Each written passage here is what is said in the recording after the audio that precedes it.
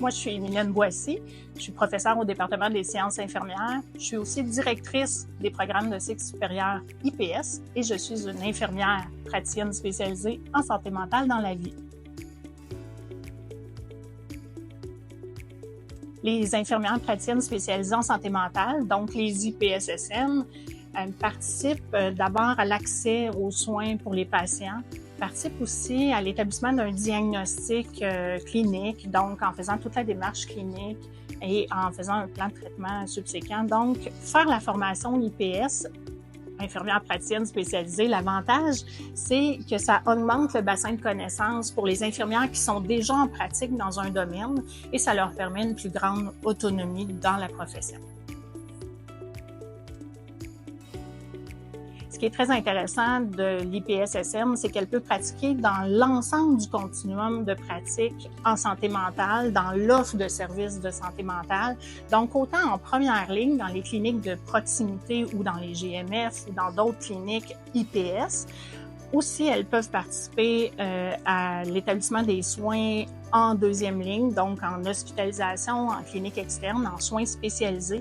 Et elles peuvent même pratiquer en soins surspécialisés. Donc, c'est ce qui est intéressant là, pour les IPS-SM de pratiquer dans tout le continuum. Ce qui est intéressant dans le continuum de formation IPSSM, c'est qu'on commence par un diplôme d'études supérieures spécialisées, donc un DESS en santé mentale.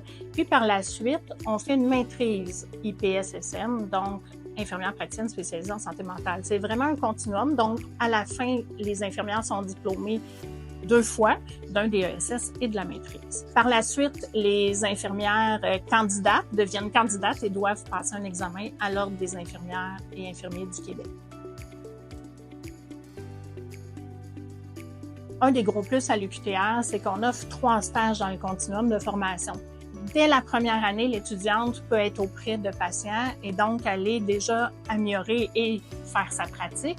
Par la suite, on offre aussi à la fin du programme un stage de presque 6 mois qui est scindé en 2. Le premier en évaluation et le deuxième pour rassembler l'ensemble des compétences pour le continuum IPSSM. Puis un autre avantage qu'on a ici à l'UQTR, c'est que déjà dans le pavillon de la santé, donc des sciences infirmières, on a une clinique et il y a des possibilités de faire des stages pour les IPSSM à cet endroit. Auprès des étudiants, agit plusieurs professeurs. On est une équipe au département des sciences infirmières de plus de 30 professeurs qui sont extrêmement à jour dans toutes les pratiques.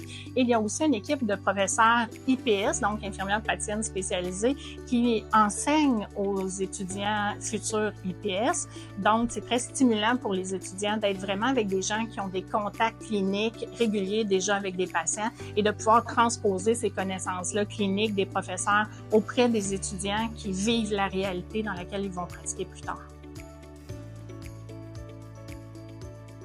J'ai la chance d'avoir fait mes études ici à l'UQTR comme IPSSM et par la suite, j'ai pratiqué dans le réseau auprès des patients. Puis ce qui est important dans la pédagogie par la suite, c'est que j'ai plein de cas cliniques dont on peut discuter avec les patients, ce qui est stimulant pour eux parce qu'ils voient la réalité, ils voient aussi qu'est-ce qu'un patient en santé mentale, qu'est-ce que ça implique, l'imputabilité diagnostique aussi et de plan de traitement. Donc, ça fait vraiment du sens, je pense, pour les étudiants d'avoir des professeurs comme moi, mais comme les autres de l'équipe aussi, qui ont une expérience terrain avec le patient. Les perspectives d'emploi pour les IPSSM sont excellentes. Dans le réseau, on a besoin d'accès pour la population en santé mentale et les IPSSM répondent tout à fait à ce besoin-là. Les futurs IPSSM qui vont sortir du programme sont quand même dans un programme à haute imputabilité. Ça veut dire que c'est quand même un programme qui est exigeant au niveau des études.